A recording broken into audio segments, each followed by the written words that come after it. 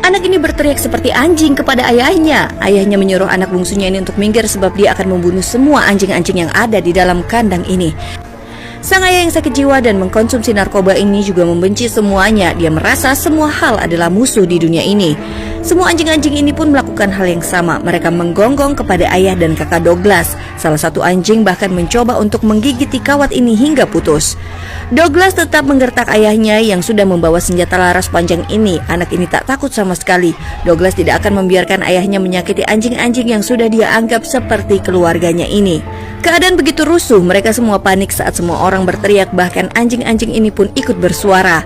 Ayahnya yang kejam dan jahat ini menjadi gelap mata dan meletuskan senjatanya yang menghancurkan jari anaknya ini. Hanya itu saja, tembakan itu juga menyebabkan anaknya ini lumpuh selamanya. Tubuh anak kecil ini pun terpental. Saat itu Douglas berpikir bahwa dia sudah mati, tapi ternyata dia masih bernyawa. Saat sang ayah ingin masuk ke kandang, kakaknya malah berkata, "Tak apa ayah, ini bukanlah salah ayah, serahkan semuanya kepadaku." Setelah sang ayah masuk, sang kakak masih terus saja menyalahkan Douglas atas bercerai-berainya keluarga mereka. Sang kakak hanya melemparkan selembar sapu tangan untuk menghentikan pendarahan sang adik.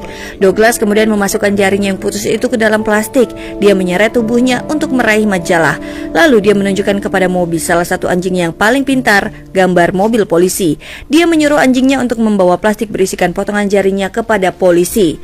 Dan benar saja, anjing ini segera berlari. Dia melewati lubang tembakan. Anjing pintar ini menyusuri jalan kota dengan bermodal insting anjingnya.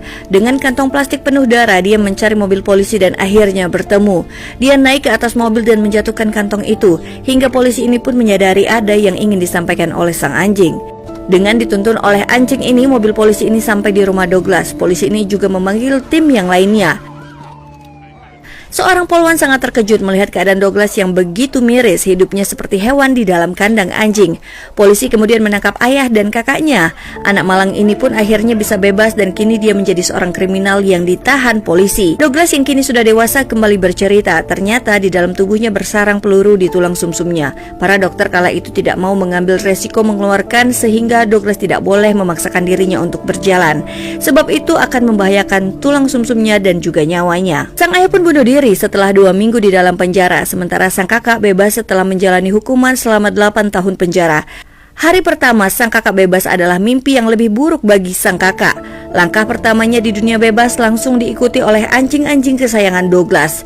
Menyadari dia dikejar oleh anjing, sang kakak ini pun langsung mempercepat langkahnya. Dia pun kemudian berlari, namun jumlah mereka pun semakin bertambah banyak.